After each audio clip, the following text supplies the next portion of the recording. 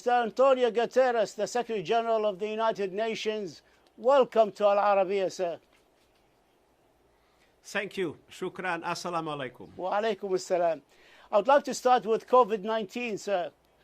In the age of Corona, you called for worldwide ceasefire, but your call has gone largely unheeded. Can you give me your thoughts on that? Well, first of all, we cannot fight simultaneously the COVID and defeat the COVID and go on fighting each other in the world. So that is the reason why I strongly appealed for a ceasefire everywhere. There is no reason to maintain conflicts when we have this dramatic disease that is spreading everywhere and causing so much suffering and having such a devastating impact on the economies and the societies. Now, it is true that many have accepted the principle, but we are having enormous difficulties in implementation.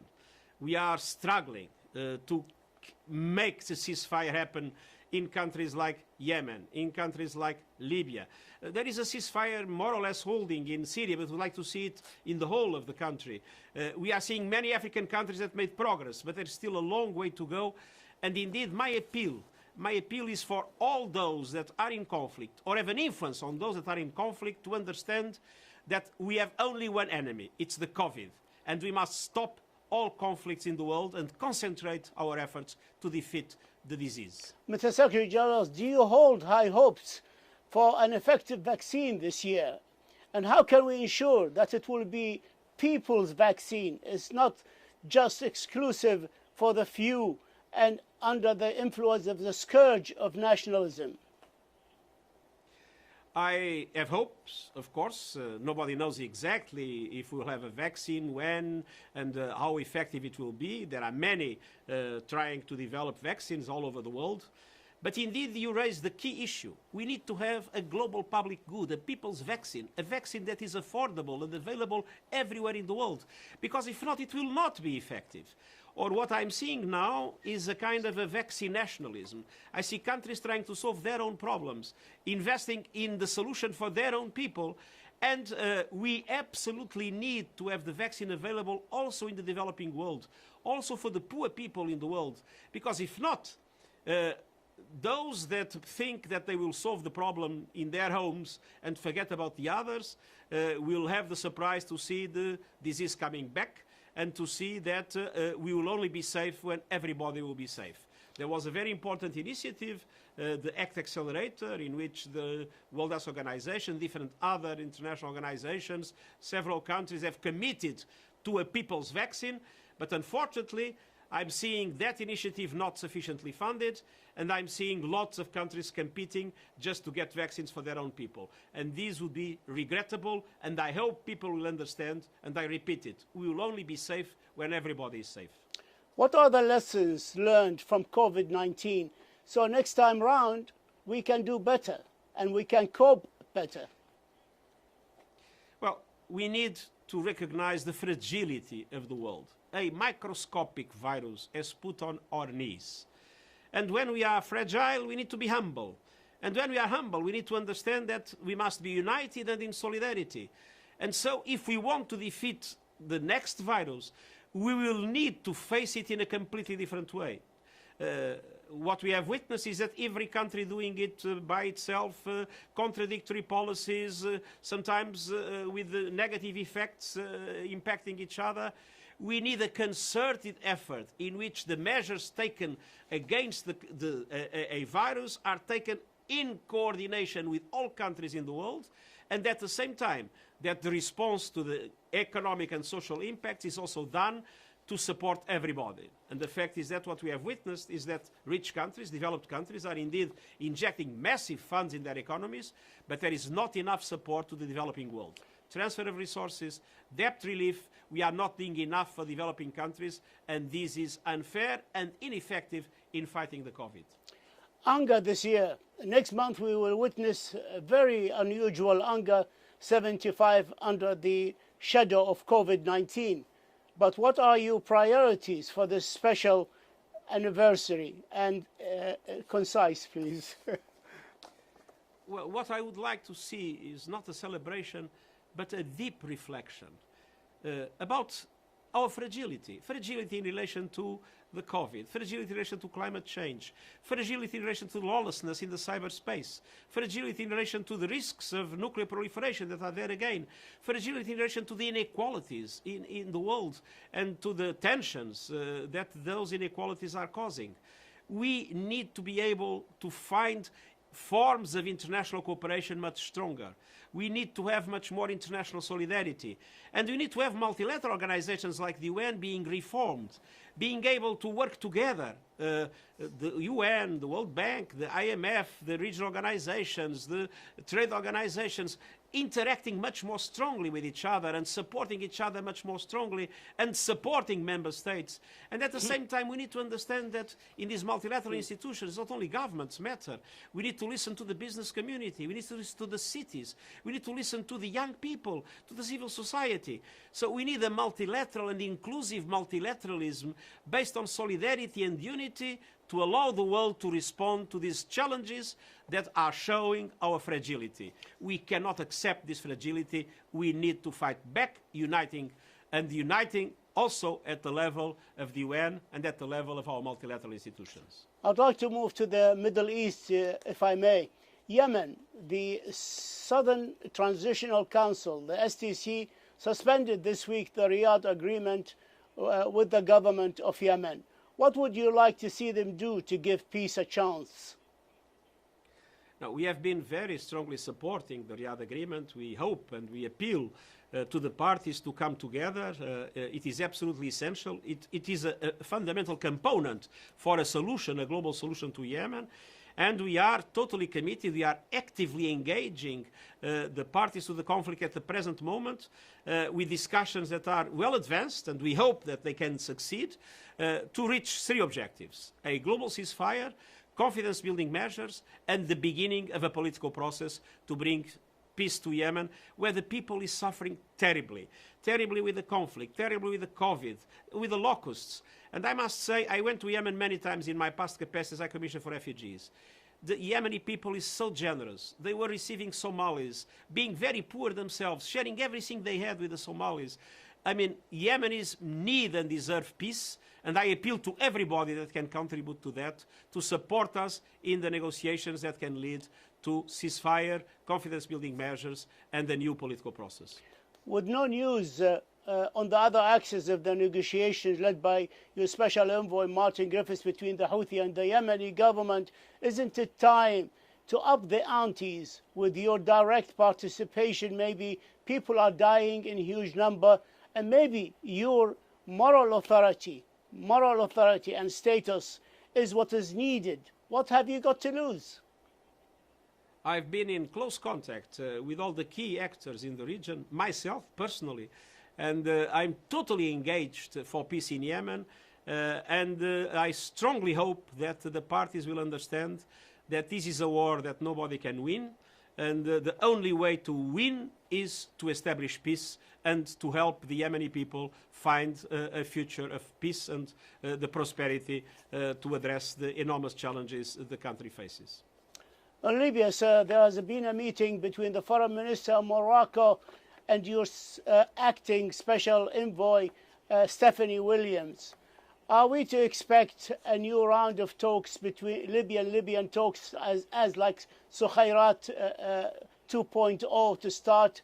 The world is waiting, and they want a ceasefire as well. There are some positive signals. Unfortunately, whenever one of the sides declares a ceasefire, the other side considers that it's not valid. It's time for the two sides to declare the ceasefire at the same time. And I believe the conditions are there for that to be possible. And there are ongoing discussions of the so-called 5+5 military groups of the two sides with the UN, hoping to create the conditions for an effective ceasefire. In any case, it is true that in the recent past there has not been heavy fighting, but it's true that there is a massive build-up of military capacity on both sides, and I must say I'm very frustrated because there are clearly Security Council resolutions for an arms embargo, and we see lots of actors of the region and outside the region interfering arming the sides, completely undermining the peace processes at the same time that they gather in Berlin and agree on a number of measures that then are not implemented at all. It's time for all players in Libya to recognize that we need to have a Libyan process, Libyan-owned process of peace, and all of them to abstain to go on arming the sides, bringing mercenaries, bringing more complications to a situation that is already so difficult. But there are good signals. There was a so-called Track 2 negotiation in Geneva, sponsored by the UN, with the delegates of Sarraj and delegates of Aguila. They agreed on the need of a ceasefire. They agreed on the need to resume the oil production.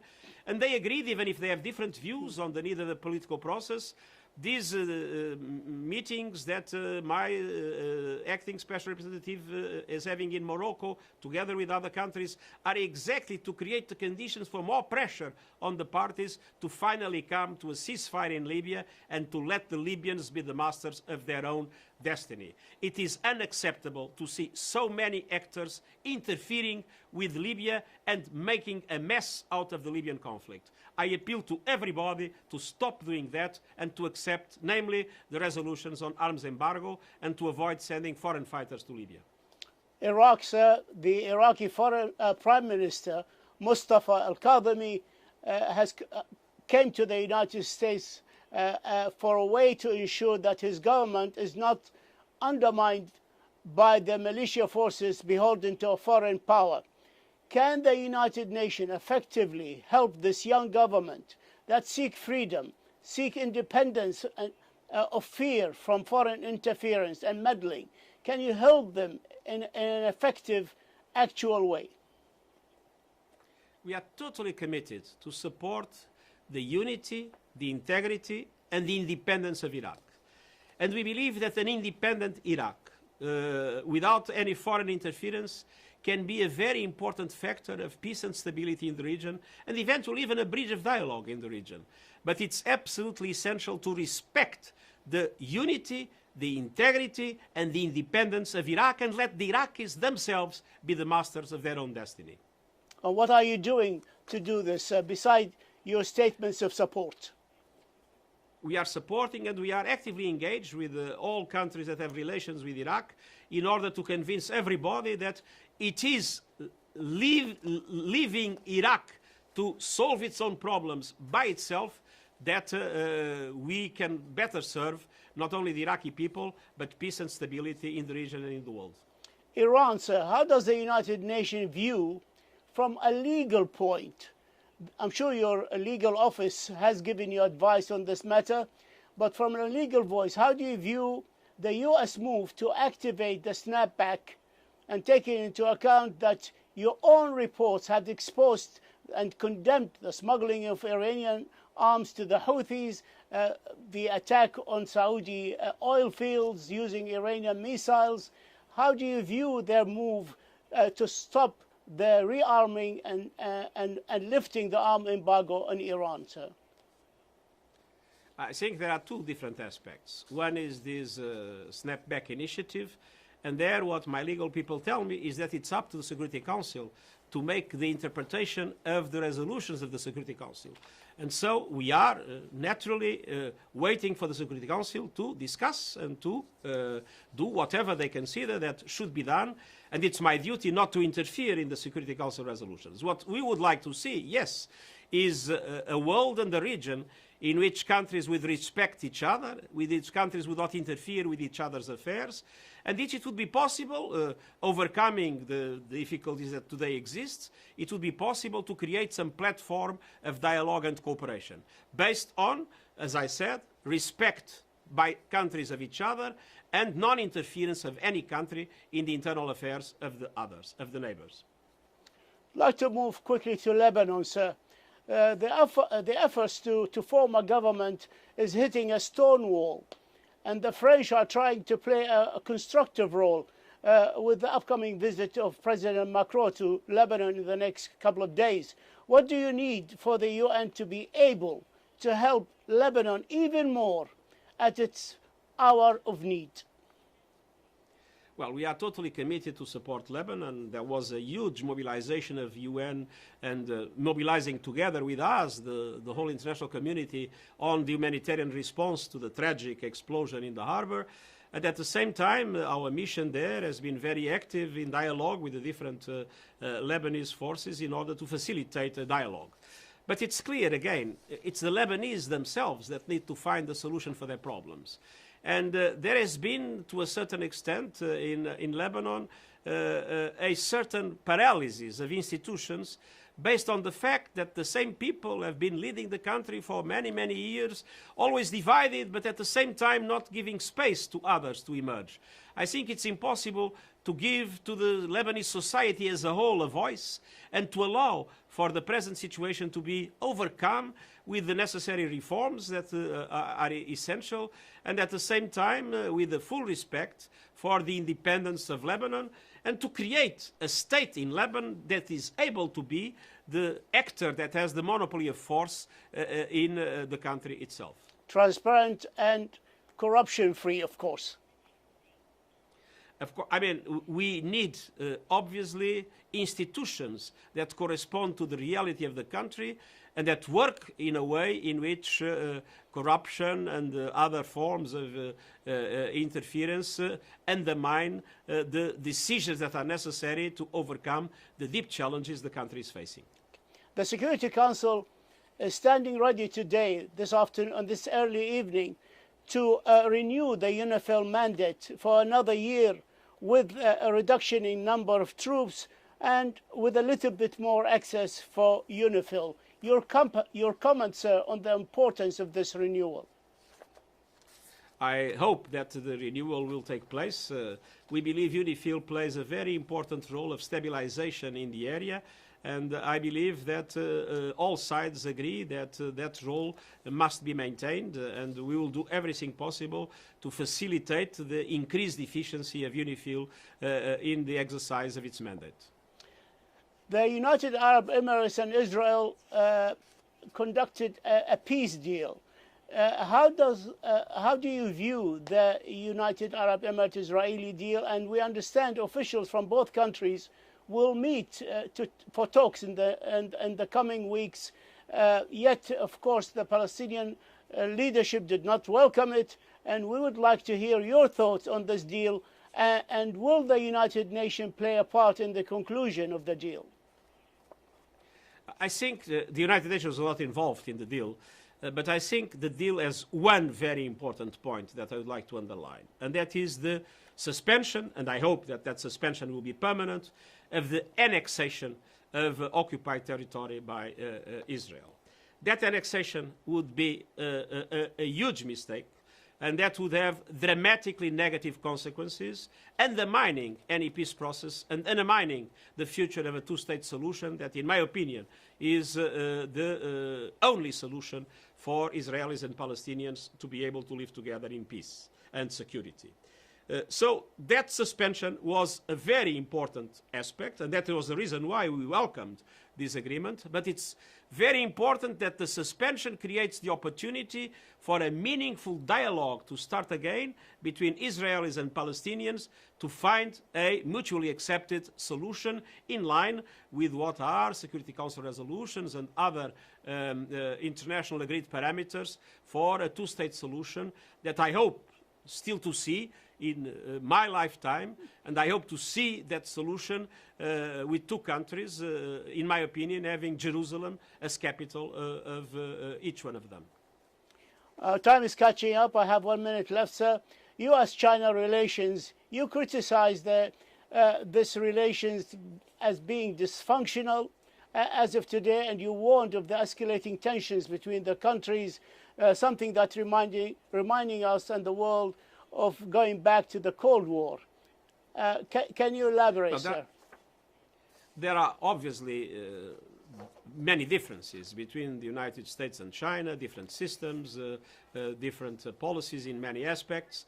But we face today in the world such a dramatic challenge with the COVID, with the climate change, with the risks of conflict spreading and instability spreading in so many parts, with the lawlessness I mentioned in the cyberspace and all the dramatic consequences that can have, that I believe it would be very important to avoid a fracture, to avoid a division of the world into two. Each one with its own currency, dominant currency, each one with its own internet, each one with its own trade rules, and each one with its own strategy in relation to artificial intelligence, leading to a possible confrontation in the future. Thank you, sir. Thank you, Mr. Secretary General Antonio Guterres. We thank you for this exclusive interview, and we wish you the very, very best in UNGA events next month. Thank you, sir. Shukran. It was a pleasure. Thank you, sir.